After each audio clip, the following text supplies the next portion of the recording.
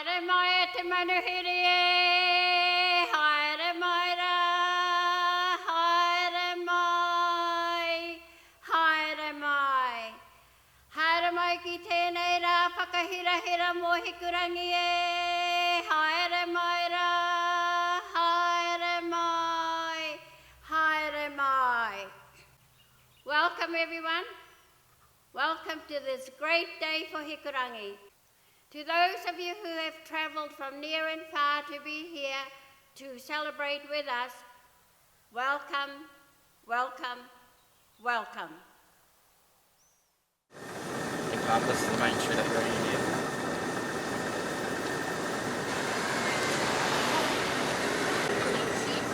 People starting to gather, eh? Yep. 11 o'clock start.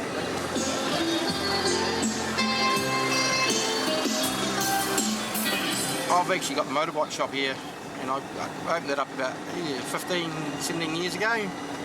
And back when Hikurangi was a real ghost town, but it's actually come a long way since those days now. But no, as you can see, Hikurangi is really. There we are. Yeah, it's a really a lot of people behind Hikurangi supporting it and making it work. And it's not just one person; it's a real community.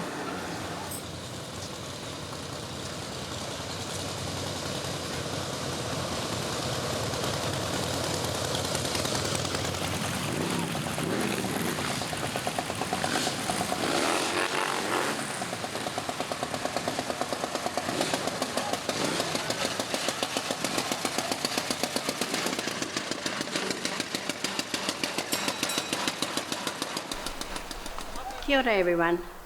This is our little town of Hikurangi. Hikurangi started out when the Crown bought 12,000 acres from our ancestors, Ngāti Kahu and Ngāti Hau, in 1862.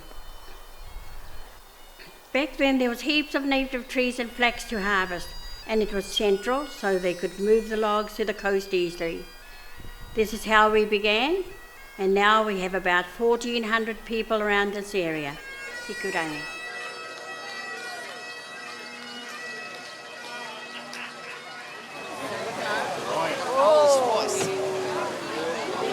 The wave like the Queen.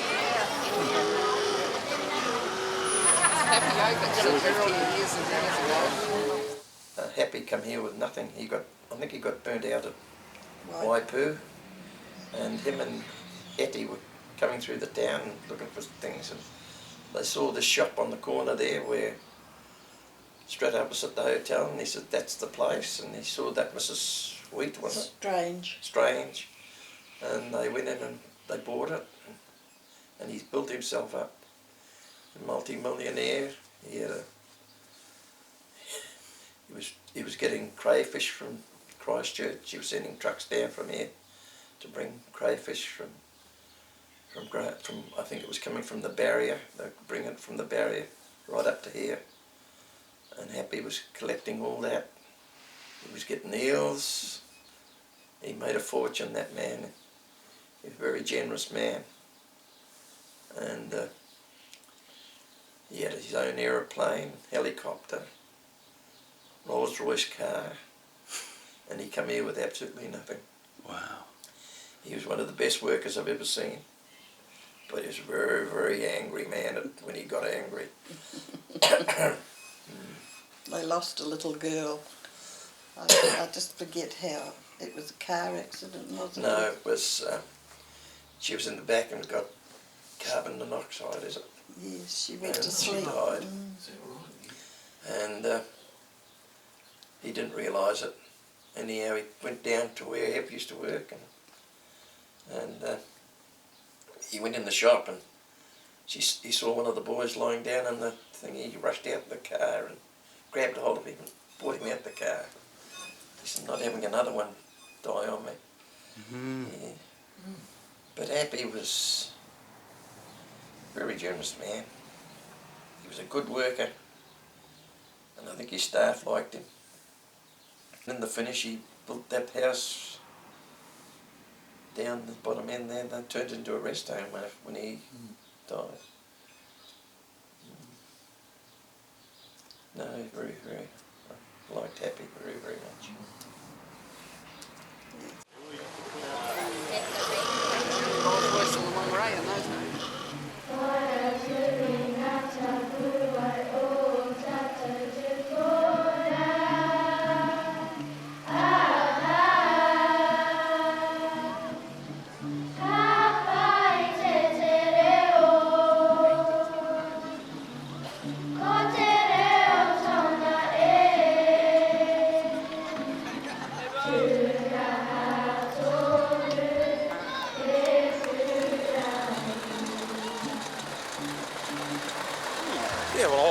bred in a place called Otonga, just out of Hikurangi, not far out of Hikurangi. I did all my schooling here.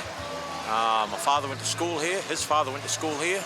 My kids have gone to school here. They're the 4th generation with the same name, the only family with the same name gone to the school. So I've been involved in the town a little bit, a few little projects and things I've done. And I got roped into this by the late Yvonne Stewart. I told her I wasn't going to do it, but she sort of said to me, well, you are going to do it. And then she passed away, so I actually wore it. But so easy when you've got a great committee. We've had a terrific committee here, and everybody's pulled their weight, done the hard yards, and so no, it's been very good, very easy, you know. So it's a good town. It's a good town. We've got things, looking forward to things for the future too. We've got a few projects in mind, so just watch this space. So, in fact, my father owned, I think from memory, 17 acres of the golf course that he donated to the golf course. So I've been here all my life. I'm a local earth moving and cartage contractor, and just worked in the area here, you know. So it's good. And your children grown up here now? Yes, no, they're all still about in the area. They work in 3 of them work in Whangarei, and another one works from home. He's an architectural draftsman. So they're all still in the local area. And in fact, one of them was driving a tractor in the parade today. So my 3rd boy was driving one of the tractors. So yes, good, still an involvement.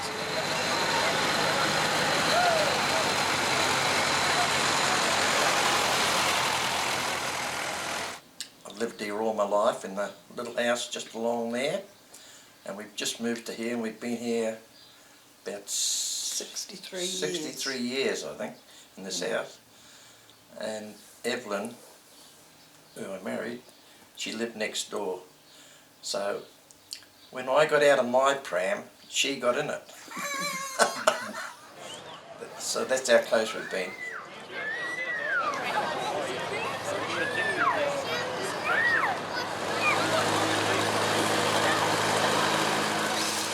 We are told we get many compliments that the food here is very nice, and people after so many years still come back here and quite surprised to see it's still here. So they come off the main highway, come into Hikurangi, They do, stop in? We get a lot of that's tourists, get all kinds of people coming through here, very lovely people. Yeah. I think it's a service too.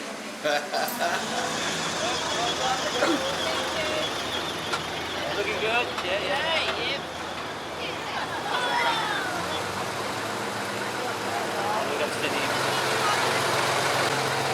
What we try and work on is and what medicals work on is, you might have seen it on various documentaries, this thing called the golden hour, which is from the time of impact, from the time of that accident, to when they're in the emergency room at the hospital. We're going to cut what's called the A pillar, which is the one at the front, at your windscreen.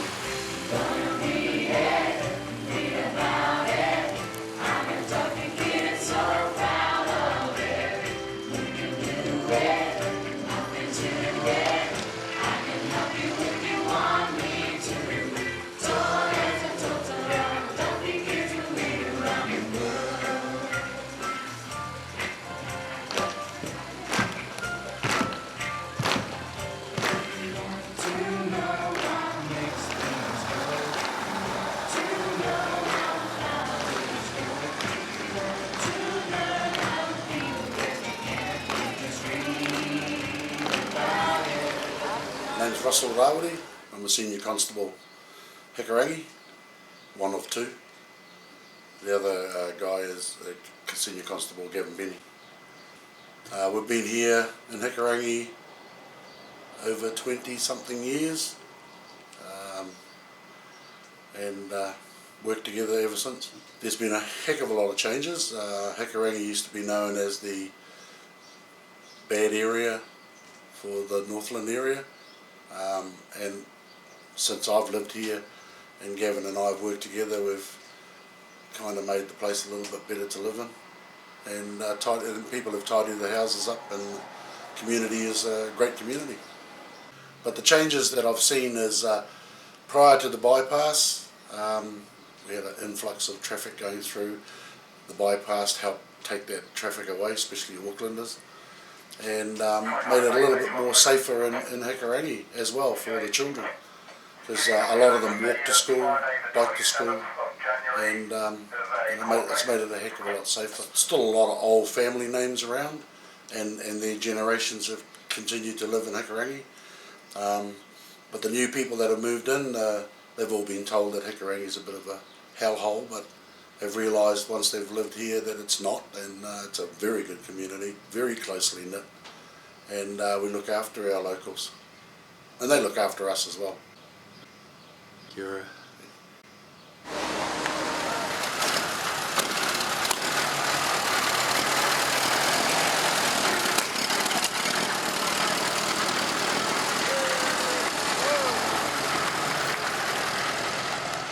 Yeah, we're Hikurangi, very peace, very good environment, you know. Everybody know everyone. And you like to do business here? Not really. We don't make much money, but we survive, you know. Every money we come, we pay the bill. That's all. We don't make it rich. That's all. But you like to live here in Hikurangi? Yeah. It's heaven, the Hikurangi, you know, like heaven. Ooh, and how long you been living here? 25 years. Wow. Have you seen a lot of change? Yes. Better quality people now. And before, were you here when they cut off the main road? Yeah, when I come here, now they're nice, but now better quality. We have best policemen. Russell and Given, we all look after this small community. My name is Mrs. Old Grandma, you know. Thank you.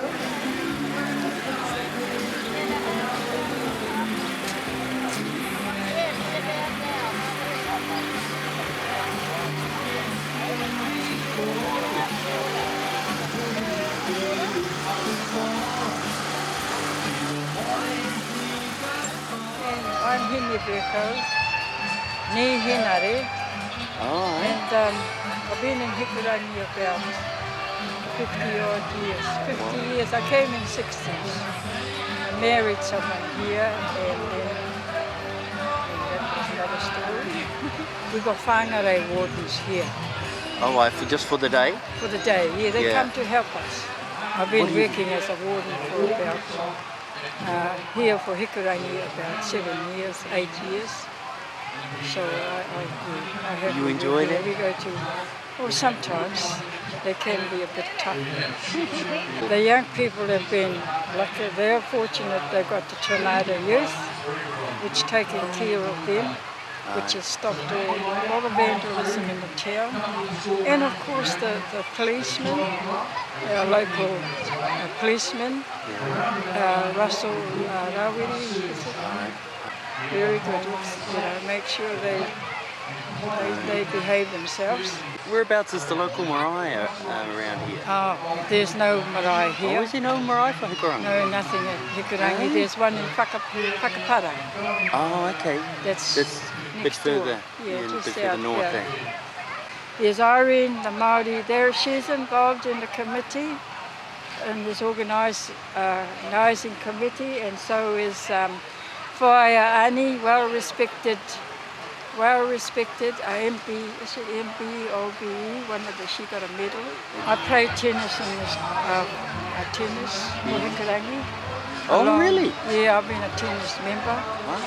And the chappie that played the bagpipe, he's my legend of Hikurangi. He played tennis for Hikurangi, top player, as well as that he was a top table tennis person and represented New Zealand.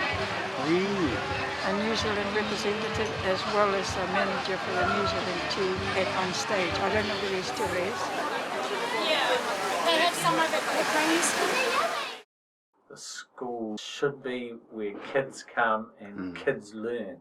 Sure, there's a staff who are also in that learning journey as well, but primarily it should be a kids environment. That's why we have the colours around the school, as you may have seen. Also, you'll see that we have a piece of playground equipment which is called a roctopus, which we have purposely put out to the front of the school so that it's accessible to the community. Because I actually want kids playing around the school because it's safe for them. The payoff for us is that they look after the school. I've been the principal here now coming up to 9 years. The changes which have gone on within the school, when I first came, we were a large school in the sense that we had about 280, just short of 300 kids, 13 classrooms. The community had suffered and was really suffering the effects of the closure of the dairy factory and unemployment and so on. So the town was a low rent dormitory for Whangarei. And what was happening was that people were coming in and out, and the transients within the school was around 72%. 72% transients. So of those 300 kids, in effect, what you're saying is only 60 were there, about 80 kids were there at the beginning of the year, were still there at the end of the year. So you've had this huge change throughout the school, which presents problems. Then as things have gone through, the numbers in the school have dropped. And there was a change within the community. And the change within the community was in the sense that the houses which used to be rentals had now been purchased by people, and owners were living in them.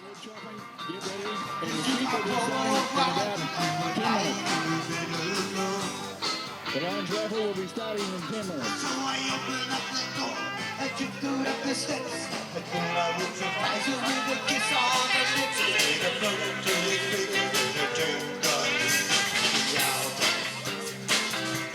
Oh, well, it's a good day for the kids, everyone to get together and, you know, beautiful.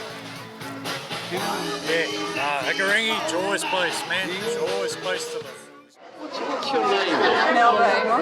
And what would your role be in this community? From confessor to all sorts of things here, whatever the role entails, I do it. So it's mainly, looking after the community and coming here. And, I thought I was a second mother to some. I tell my people to love and they're going to kick around the head if they don't behave, And how long have you been? 13 years. My husband died just over 3.5 years ago. Just dropped dead, so I wasn't expecting that. So. How have you seen this town change? Probably for the better. I have seen changes. I can't quite put my finger on it, but like tornadoes, they're very caring people. They'll talk about like that, off the rails and different things. I just the community on the whole. I think more people are coming out this way than what they were. It's sort of hard to put my finger on it, but I found a very caring community. Like when Jeff died, even those that I've banned over the years, they came back and they've been the first ones to stay behind me if I was in trouble.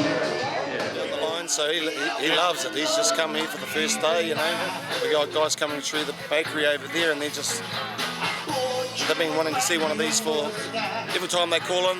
It doesn't happen, and they call in today, and it's happening. Everyone's together. He's one of my old. How do you know? I'm just trying to think.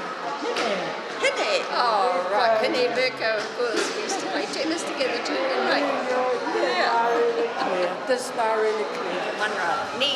And I grew up there, went to Hikurangi School right through to Form 2, then went to Girls' High. Came back as a school dental nurse for a while, then went to Hikurangi. Met a farmer there and stayed there. And there is actually a photo of my dad along there picking up cream cans. He did the cream run from Whangarei to Matapuri. When we went past our shop, it was over the counters, and where the post office was all flooded and all there. We just managed to get round the corner to where the fisheries are now, and Ted lived straight opposite the hotel, and I'd parked our truck, which we used to cart the beef on, over outside the pub while we went in Ted's car to the football, and all you could see was just the top of the comma truck sitting out the water. And Ted tried to walk round the shop because Happy had built a block wall, and Ted tried to walk round there to get to his house, and the current was that strong it took him, and I just managed to grab hold of him and pull him back in. Anyhow, in the finish, we managed to get round in the finish, hung on to things, and we got to his place, and his wife was there. She had the chooks in the bathroom up on the rails, the table, all the kids were standing on the table, and all the shops up, Lomas's shop, the chemist shop, and all those places were flooded. And anyhow, we managed to help Peter Reynolds with his chemist shop, and then we went into Bert Lomas's shop and tried to help him to lift things up there, ship things. Someone opened the back door and everything went out the back door. And it shifted the church hall and put it over on the old rugby ground. Yeah, it was that bad. Bert Lomas got them to clean the creek out, and that seemed to help it a lot. The same thing at Hikurangi, we had some mighty floods up there too before that scheme went through. And what did that scheme actually do? It diverted the river? Or put in extra drains? How did that actually work? They widened and straightened that river. That river goes all the way out to the north of Wairoa. They deepened and widened that river and put stop banks. Oh, yeah, the stop banks back probably about 20 metres from the actual river, so when the river rose, it had more room to spread out, but at times it was just the pumps couldn't cope and it would flood the whole valley. And you couldn't get your cows to the sheds? And things like that, bridges got washed away, cows got washed away, yes. But the scheme has been great. Now I'm sort of half by retired, and I just came to volunteer to do a bit of lifting and that around here and spraying the weeds for the community, for the Museum Society, and they roped me in on the committee, and I'm stuck with this job. You're loving it, eh? Oh well, I've got a passion, like I say, for old stuff. I'm not good at recalling it and remembering it, but yeah, I just like to see this stuff for the young kids to have a look at it and explain to them about different things that they have no idea how it used to be, and they're genuinely interested. But there's a lot of people that live in the community that haven't been to the museum, and that's the next thing we want to do, is try and encourage more young fellas to come up and yeah. The building itself used to be the old council building, and yeah, we just leased it off the council for bugger all and filled it up with old stuff. Fantastic. She's basically a mining community back in the old days, and timber, a lot of mills and that. This is probably our mining corner here with the old mining stuff. There's a pretty rare item. They took that down in the mines with them to test for the gases. And they'd have a canary in there, and the gases would actually enter in here. You take that front off that, and when the canary start to fall off the perch, they could get a bit of oxygen in there and revive them and keep them for the next time. Ooh, eh? But yeah, that's quite a rare thing. But yeah, she was all go here years ago. I would have loved to have been around in those days. I know all the areas in those pictures, and it's hard to believe that's where the rubbish dump is at Hikurangi, and it's hard to believe that industry was there, you know. And what is that industry we're looking at now? That's coal mines. In the north end of town in particular, they had lots of shafts there, mines there. they had some shafts over at the swamp, Hikurangi swamp, which ended up closing down because of the flooding. Right. But shafts would open up, different families would open up and then shut them down, and then another family would move in again and take over. And a lot of different names, but a lot of them were the same shaft, and just a small time family operation. I had 3 uncles which got killed in the mining disaster here. My grandfather owned a mine which was round there. He hadn't had it very long, and they were trying to connect the mine with an old air shaft which was up on the top of the hill. And he sent Dad and my father and my grandfather were down the mine, and they sent young Albert, who was 18, up the hill to see if he could hear them tapping so that they could get through to get air down to their mine. So Albert couldn't hear it, so he decided to go down this old air shaft, and he got halfway down and he got struck with black damp. Caught him and down he went. Then his elder brother James, who was 24 or 25, he went down to try and help him, and he went down. And then the other brother, who was just in for the day from Lena Bay, he was shell milking at a farm out Lena Bay.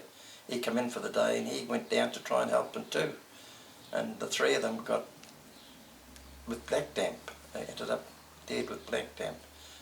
And they stopped 2 other people from going down. Bill Reed tried to go down with a rope around him, but he got halfway down and they had to pull him out. But that's what happened that was in 1933. That happened. I was just 5-year-old, and I could see all the people running over the hill. I was playing with some people along Warrow, and anyhow they come and grabbed all the children and put them in Rogers's house and kept us there. But that was that mining disaster. They kept the bodies down at my grandmother's, and they took them away on the Ackerses mine trucks, the 3 bodies. Aged 25, 21 and 18. Yeah, that was a huge, huge disaster for the town.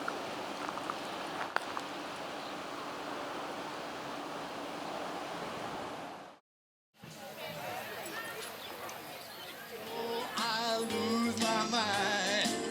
I gotta catch the next train going. Leave my boo behind. Let you go. Happy birthday!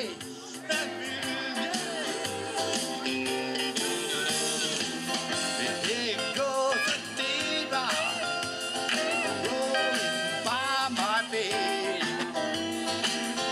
They're gonna tear up. It sure ain't no disgrace. I gotta get myself together before I lose my mind. I gotta catch the next train going. I leave my blue behind. Since you gone, I got a mess of blue. Hey, since you gone, I got a mess of blue. Since you gone, I got a mess of blue. Yeah. Thank you. But in the days that I was here, there was 2 garages and 2 dairies and the pub and a wine shop and a drapery and a bookshop.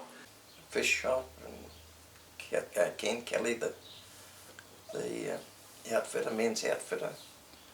There was banks down there. There was a Salvation Army Hall down there. There was a candy shop down there. Friday nights down in Hikurangi, in those days we were busy as Whangarei.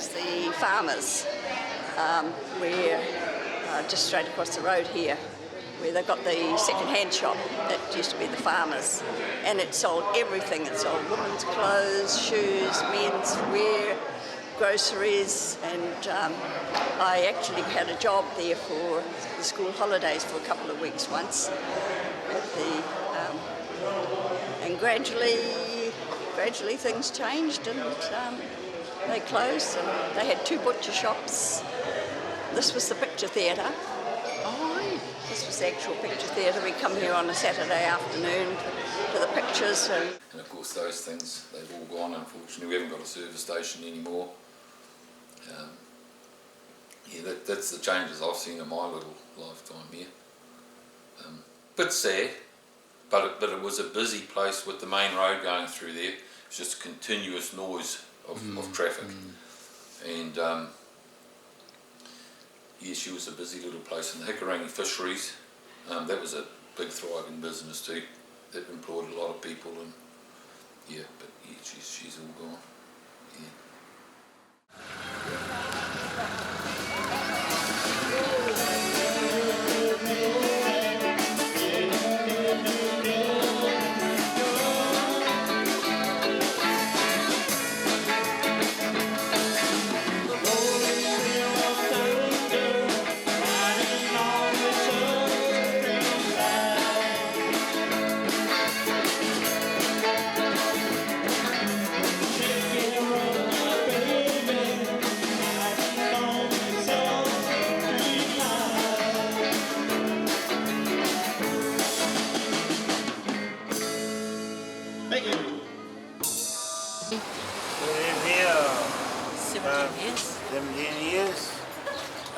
From Samoa, and it's a nice place to settle down. It's Hikurangi, and that's community Hikurangi. No gang related, there's nothing. Everybody look one another's backside. Backyard. Comes everybody. So it's very nice, my friend. Thank you. That's all. Kia ora, kia ora. Yeah. The people when we were younger, you haven't got the same people, but having said that, there's still a lot of oldies still here that have been here ever since, but it still has the same atmosphere. Everybody looks after everybody. It's so good. Yeah, it is. It's great. Nice place to live in Hikurangi. You knew everyone, and everyone helped one another. If anything happened, they all chip in and help one another, and that was a very good thing.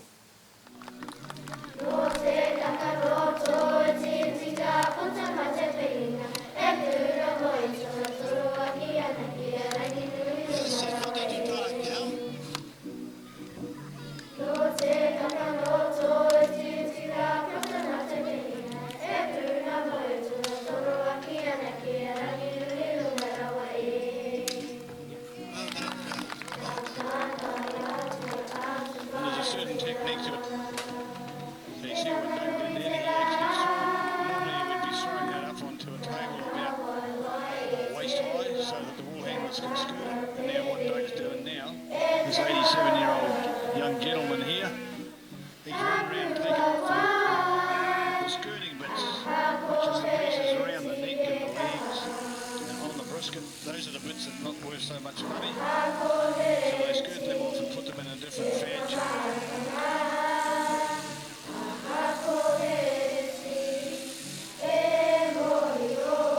Don't you get too heavy-handed there, Dave? Oops, he says. You notice there's little bits of black wool floating around here. So what we try to do is keep the black wool away from the white wool. Pretty important, black wool's not worth anything, except for the spinners, of course. I was young in the early 60s and 70s. I mean, sport was a huge thing in communities, and all the local halls used to have table tennis and the tennis clubs and lots of things, activities like that. And so, sure, they were important, and a lot of people played those types of sports. So yes, I played a lot of tennis with Hine, and yeah, we had some great times actually. It was an awesome, all giving me heaps as the bus goes past. So yeah, no, she was a mean tennis player, was our Hine. Hikurangi is real strong on these sports, all sorts of sports. their league, the rugby, bowling club, hockey, you name it, they were into it. And in the earlier days, the folks up in Warrow, they were different to Hikurangi. They played against each other. They were Warrow boys, and then there was Hikurangi boys. And they've always been strong on their sports. And yeah, that's some not quite so older photos, but some through here, early 1900s, 1912. Yeah, they're real proud of the old sports, Hikurangi. It's so nice that you guys have displayed your people's weddings, your celebrations, your sporting victories. Yeah. Well, your sporting participants, really, you know, your teams. Yeah. I guess a lot of the towns were the same, but Hikurangi has a real strong sporting thing. The rugby club at present now too is a real strong rugby club, and always has been as far as I've known it. I've never played any sport because I was too busy working. Probably no good at it. Know the feeling. I started working when I was 15, I think, for Roger Mowat. It was the butcher down here, and then later on we bought the shop. We started in about 1950 and we finished about 72, I think, in the business. We sold the business. Yeah, we'll be and about that. we had some good times in there. We just thought we'd try and create something for the community, and by having a little coffee shop, an ice cream shop next door, and I don't know, just change a lifestyle, come up here and mingle with a few of the locals and stuff, and maybe get to the beach a bit more. Yeah, that's great. But, and by opening the shop here, you guys will have brought traffic from the main road into well, here. We're trying to do that. Yeah, we're trying to bring a bit more flow, and hopefully by us doing this, maybe we've got some other buildings for sale, which my father, God bless him, owned down the road, and he is selling them, and hopefully other people will be inspired to create something as well. And I think too, once we, you know, with council and get a proper sign out on the frontage of the main road, will help the community a lot more. Yep. Bringing more people in. There's nothing on the highway to tell you about to tell you. And there's nothing to tell you about the lake, and there's nothing anywhere to tell you about the walkway around the lake yet. So we've got to get the council up and get them to this is docked, do a bit of work. Yeah, this one's docked, yeah.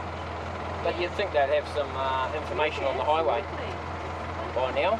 But anyway, we'll try and get our act into gear soon. Because people just want to come back. Yeah. They just love it. Just not even knowing that it's here. Or it's always been closed, now it's open and they're just so happy. Oh, and this is a great opportunity actually to showcase Hikurangi and that's right. What is available here, and it's so close. For the people of Whangarei, what you guys are doing here is developing business, developing thoroughfare traffic, you know, bringing life back to town. Yeah. And that was the whole point of us doing it, and it's a bit scary, but today has made me feel a lot more settled and knowing that I think that we are doing the right thing, and we've worked really hard to try and make it nice for everybody. And we've just for the last month we've just been working our tails off, and just because we haven't had a lot of money to put into it either, so we've recycled a half of the stuff and we've just been scraping and sanding. And I want to start at arts and crafts next door to that one. So maybe because there's a lot of artists out there, and maybe get them. It's basically bringing the community together. They can sell their art. You know, just try and open up some doors for some people. And that brings more traffic and it's outlet for your local artists, and that's a great idea. Well, you just got Jimmy up the road there. I mean, he's from the takeaway. Yeah, he's just the cook out in the takeaway, and his water water paintings. They're just lifelike. They're women. They're quite amazing paintings. Actually, I actually was taken back when I really had a good look at them, and so hopefully you'll come down and you'll put some in here, and we might be able to sell some for them.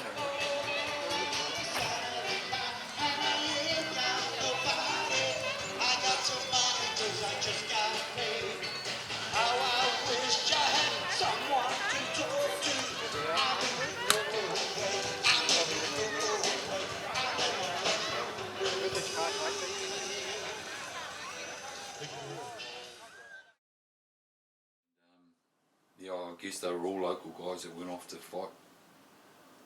Yeah. This is Hikurangi's war men. Yeah.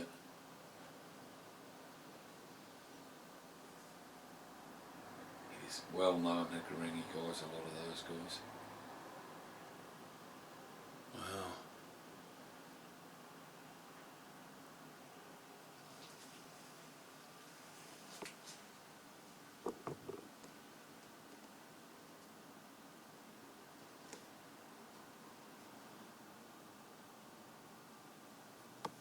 But some of these guys, like Bert Lomas, he had the 4 Square store in Hikurangi for many, many years. Which one's Bert Lomas? This fella here. Many years he was had the 4 Square shop. Lomas is 4 Square. He's died. But I knew him and Bill Taylor and Jack Pomfrey. The Dole, the Morris Dole, that was a name associated with Hikurangi, lots of Doles. Old Gunner Belton, I can remember him. Tweedies, there's Pickles, I remember him. But once again, I'm just really the new boy, so yeah. The Wedge family, that was a big family.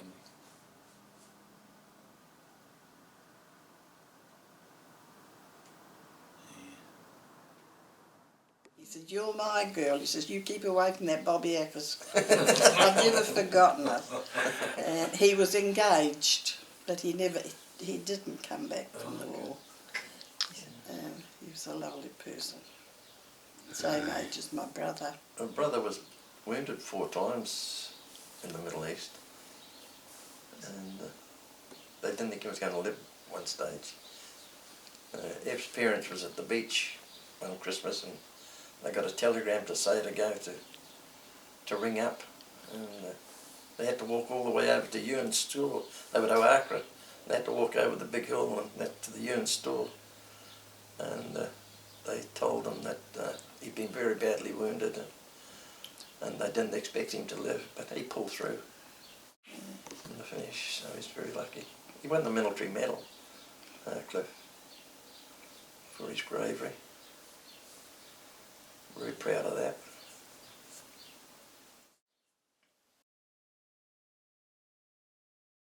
Yeah, hi, I'm James Morris. I live at Marua. Born and bred at Marua, and sort of got close affiliations to Hikurangi because my mother was a Lomas, and the Lomases had the local 4 Square shop. I started off by my grandfather and mother, and then their son Bert Lomas ran it for a long, long time. So today's a special day, 150 years. I play the bagpipes, and that's why I'm in the kilt, and I was leaning with the horse down the straight in the parade. Yeah, Hikurangi's got a lot of history, and this is a very special day, like I said, and it's great to see so many people here supporting it, and you just realise that small communities like this, particularly in Northland, are really the hub of the place. Yeah. It is the most amazing place. It has the most amazing history, the most amazing people have lived here and still live here, and I can honestly say that I'm very proud to be a part of this community. I got involved with an organisation called Healthy Hikurangi, and I also got involved with the market, which we run on a monthly basis, one Saturday a month. And behind the scenes today we've dressed up in costume, fed the masses, and done quite well with it, I think. Kia ora. Kia ora, my name's Hemara. I've lived here for 70 years. We moved here on Good Friday in 1941, changed our lives when we come here. We came from a small community up in the Bay of Islands called Te Ahuahu. That's just a couple of miles from Waimate North. And then came to Hikurangi, where he had a sister here to see what was here for us. And it was a coal mine. So I've lived here. This is my 71st year, and I love this place. Oh, yeah, love this place. I married a Hemara from Waima, Hokianga. That's me. I just pot around the school over here. I've taught Maori at the local primary school and 1 year at Kama High School. And I just work around the town, you know. Just around Friendship House, around the museum, around this, there's an organisation across the road called Pa o Te Ora, which is a social service with a Maori perspective, so I'm over there and just around our little community of Hikurangi. It's a beautiful place here. They call it. Kia ora, kia ora, kia ora. And I can tell you that both of these ladies will say that they just potter around, but they do more than just pottering. They're like the force behind Hikurangi. Well, first officer stationed here was a guy by the name of Battle, I think. He was the first constable, and on the 150 year celebration, his great grandson was here, and he also was a policeman in Auckland. So the trend has followed through with his family, and he was up looking at all the, you know, where his great grandfather lived and what the community was about in the day. And I don't think I'd like to live in those days. Hey, it was a hard life. It was a hard life. He had a horse to look after, and all the saddlery that goes with that. And you know, to go outside of the Hikurangi township would be a 2 or 3 day trip. Not now, when you got a Holden Commodore and it's only like half an hour away to the coast. That's the history of the policemen. I think there was 1 or 2 even before that, but yeah, all got a story to tell. And that's Russell there, is it? Yeah, that smart looking Maori fella.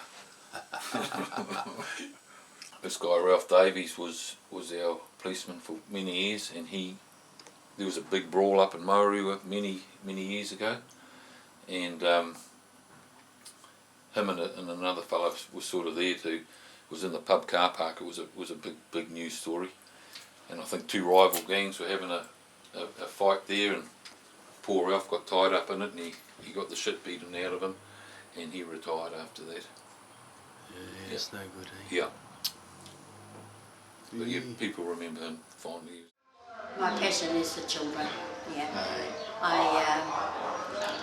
I'm widowed, you know, I've been widowed for 17 years, and I brought up 5 mokopunas and worked full time at the school, and first I didn't know how I was going to do it. I got down on my knees and I thank God that I was able to do it.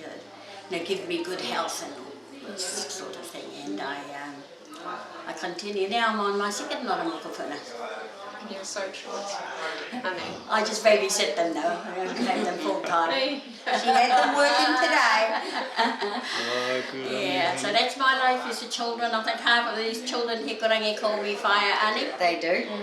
And the grandchildren, the 3 girls, they visit us every week. That's a Maori. They're great-grandchildren. We've got 8 great-grandchildren now, and we're very, very proud of them. Very proud.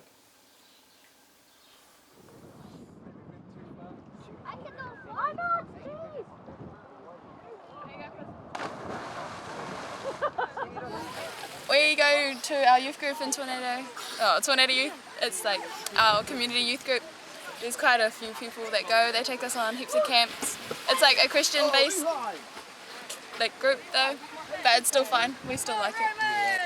And our pastor, Andrew Gurney, or whatever, he's like the awesomest pastor in the world. And like once a week there's this dinner. It's community dinner, and like half the Hikurangi people, they go there for free and they have dinner, especially her family. Especially my family. Especially these boys. Yeah, so yeah. Well, yeah, Tornado Youth is pretty cool, and there's all these leaders. That's TP. Yeah, TP, her brother. My brother. And all these other guys. All these heaps of We're all people. just best friends. Yeah, that's about it. Yeah, I've been getting there's a really good sense of community, eh? It's a Yeah. lot more connected than Auckland, eh? Yeah, way. It's like a country here, so you're just like, yeah. It's like a happy little place. Happy little village. And for the future, what do you see for the future in this area? Jam's going to become a bum and an alcoholic. Well, yeah, I don't know. I reckon it's gonna just get bigger, better. More buildings. Yeah. More heaps of people coming to youth group. When we were children, we used to all spend our time in the rocks. That was our playground, and we used to have fights with boys from Wilsonville and Valley Road and the bottom end if they come up. But it was real ding-dong-goes going up there with gee fights and goodness knows what. But that was our plot there, and we lived in the rocks at the weekends. Mum always used to tell us there's a bit of a legend that the kids used to play up on the limestone here. One of them got lost and they never ever found the body. So we're always a bit scared of it, but at the same time we're always enthralled by the structure of the rocks in here, because it's such a good place to have games of hide and seek. But we're always a bit dubious because we're always afraid we might find bones of some long lost child. But there was many years ago when it used to be the main drag used to go right through the centre of town, and it was quite a thriving little community. But a lot has changed since then, and the mainstream seems to have bypassed Hikurangi, as it were, and it seems to have been one of those forgotten places. It's a good bail. Something the other day about the amount of twins in the school, and we were just laughing about it on the way up, saying, there must be something in the water due to the amount of the new blood in the community and the amount of twins that have sort of appeared. But it's I think it's one of those sort of places that's just off the beaten track, but right there, and it's like many things off the beaten track, you seem to lose touch with it after a while, but there's always a resurgence of coming back to your old roots, and I'm sure a lot of the kids that sort of go away always have fond memories, and it's not till they get a bit older in their lives and have families that they start coming back to do these sort of things, like play in the lake down here and use the limestone and the new skate park here. So for me it's really, back me bringing my kids back up here just to give them a bit of kid time and me to sort of reminisce on what has been and things to come.